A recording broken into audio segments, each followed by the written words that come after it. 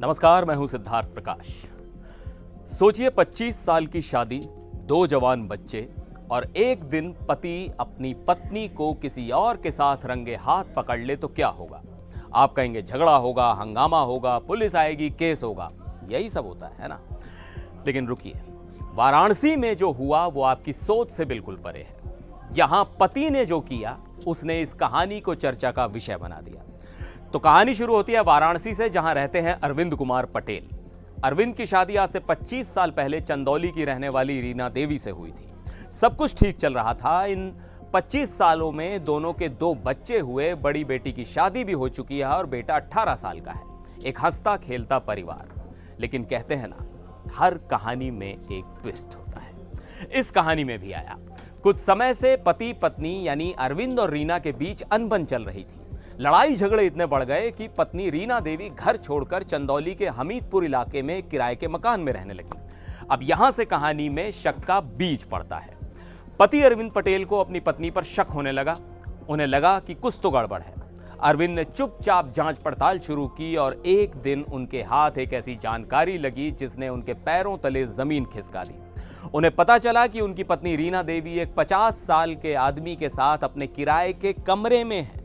बस शक अब यकीन में बदल चुका था। अरविंद बिना देर किए उस पते पर पहुंच गए। दरवाजा खोला और अंदर का नजारा देखकर वो सन्न रह गए।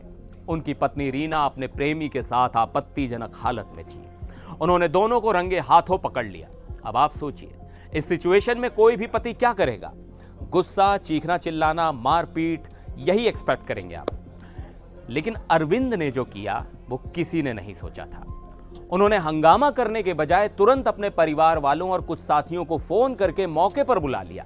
सब लोग इकट्ठा हो गए। रीना और उसका प्रेमी सहमे हुए खड़े थे और फिर अरविंद ने वो फैसला लिया जिसने सबको हैरान कर दिया।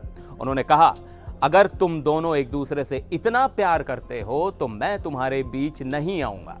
उन्होंने वहीं कमरे में सबके सामने अपनी पत्नी और उसके प्रेमी को फूल की माला पहनाकर एक दूसरे को वरमाला डलवाई।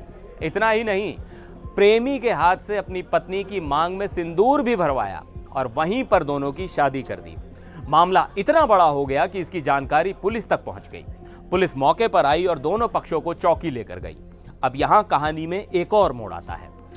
चौकी में जब बात हुई तो यह फैसला हुआ कि इस रिश्ते को सामाजिक और कानूनी मान्यता दी जाए। दोनों परिवारों की रजामंदी से यह तय हुआ कि इनकी शादी अब पूरे विधि विधान से मंदिर में कराई जाएगी। और फिर वो दिन भी आया। वाराणसी के राजा तालाब इलाके में स्थित महादेव मंदिर में बाकायदा पंडित जी को बुलाया गया। अरविंद के परिवार वाले भी मौजूद थे और प्रेमी के परिवार वाले भी। पंडित जी ने मंत्रोच्चार शुरू किया। रीना और उसके प्रेमी ने एक दूसरे को वरमाला पहनाई। प्रेमी ने रीना की मांग में सिंदूर भरा और 7 फेरों की रस्में भी पूरी की गईं।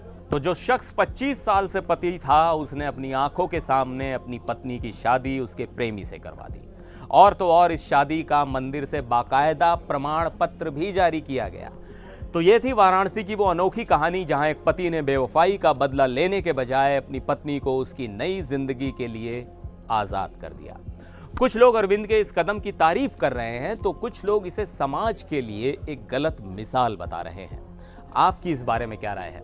क्या अरविंद ने जो किया वो सही था? क्या ये एक पति की महानता थी या मजबूरी? हमें नीचे कमेंट्स में जरूर बताइएगा। फिर मिलेंगे अगले वीडियो में। तब तक के लिए नमस्कार।